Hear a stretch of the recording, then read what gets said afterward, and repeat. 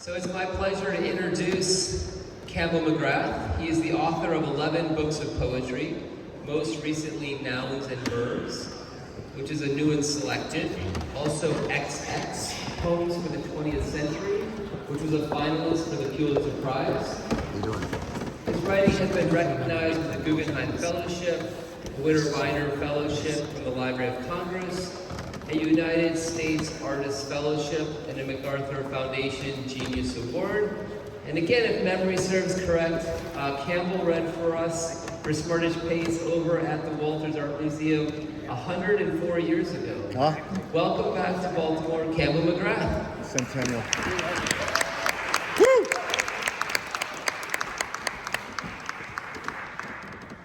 It was 104 years ago. Thank you for remembering and reminding us all of that, Stephen. And thanks to Stephen and to Clare and everybody for all you guys for being here. I'm not Denise Duhamel, but I have had the pleasure of teaching with Denise for almost 30 years now, down at Florida International University in Miami, where we run a mom and pop poetry shop. And she couldn't be here, which was upsetting, so I'm going to read a Denise poem to start us off. I texted her and said, what do you want me to read? So this is what she sent me. Actually, I think I heard her read this when Jan Beatty was down in Miami and you guys were reading together. It's from her latest book, and it's called Wackadoodle. My mother was a fan of the word, often peppering her sentences with it. She visited me in Florida the day after Trump won in 2016. When I sent her a ticket, I thought we'd both be celebrating the first woman president. When I picked her up at the Fort Lauderdale airport, nothing looked different. I was baffled, sure that the planes of the world would stop flying, their wings too heavy with grief. I know, of course, planes don't have feelings, and I was projecting onto those silver beasts. My mother and I tried to talk about other things, but we kept coming back to America's withering future. Once in a while, my mother would say, we just have to give him a chance, I guess. And I would nod, though deep inside I knew Trump was a flim-flam, a sham, and things would get worse. We didn't know yet that this would be my mother's last visit. We didn't know she would wind up in a nursing home ravaged by COVID-19. We didn't know the US would be riven by an insurrection. She was ravishing that November, and men kept trying to talk to her. No hint of death anywhere in her torso. One old dude wearing a Scarlett's strip club cap cornered her while I was in a restaurant bathroom. All flirting is ruined, my mother said. All I can think of is that wackadoodle grabbing women by the you-know-what.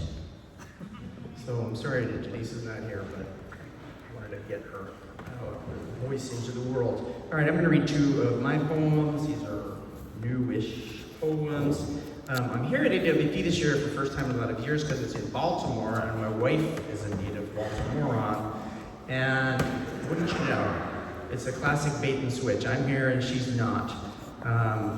Because when given the choice, she did not come with me here to her hometown. She's with our son and our son's dog driving from Miami, where we live, to Chicago. And I mention all that because this is a poem about that dog, which is our grand dog, whose name is Magnolia. Theology.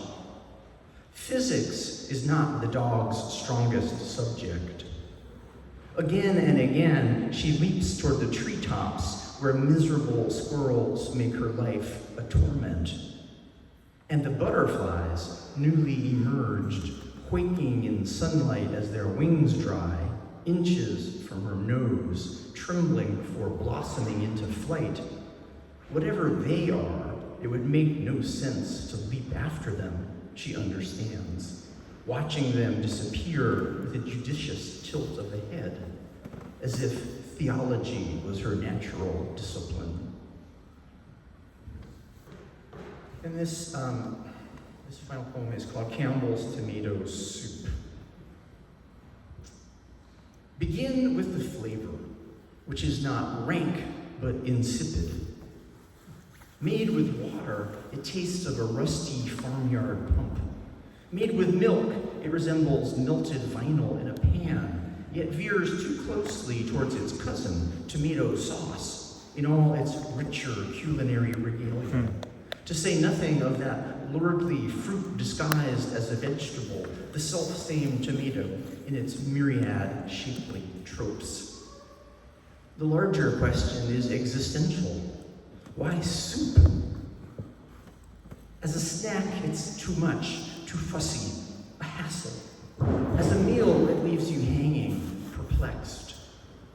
Certainly I have sampled delicious soups in my day. Split pea and lesal in the autumn of 1985. A tureen of Tibetan lentil and potato chowder after escaping a blizzard in Durango, Colorado.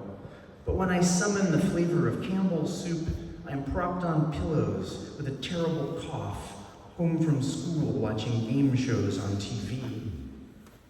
Soup is a peasant artifact steadily vanishing from our lives, as illustrated in the financial section by the travails of the Campbell Soup Company, their offerings scorned by the modern marketplace as drab, old school, too salty, out of touch.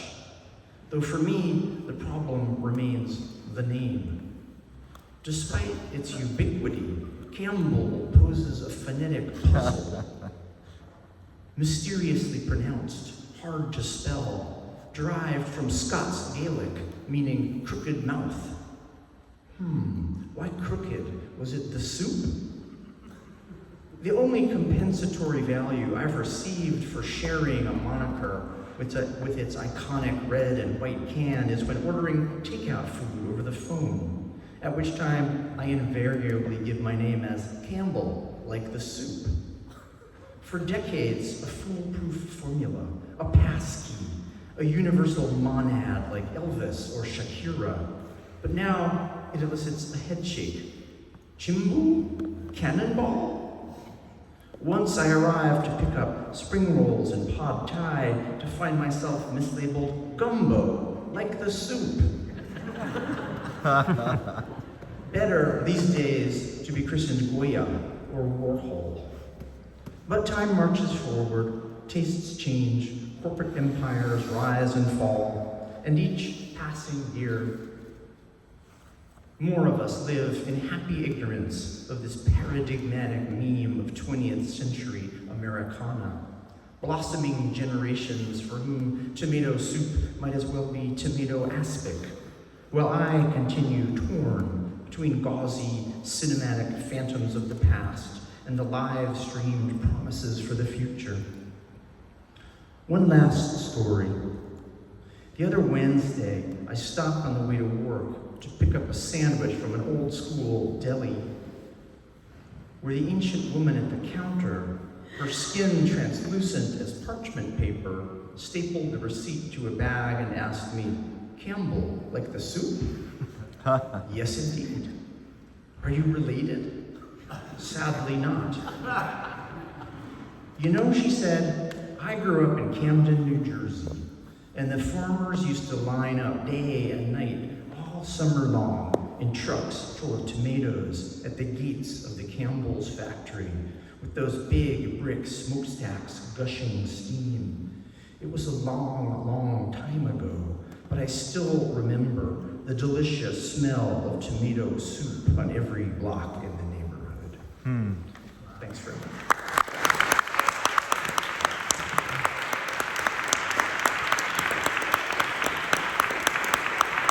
Thank you, Campbell.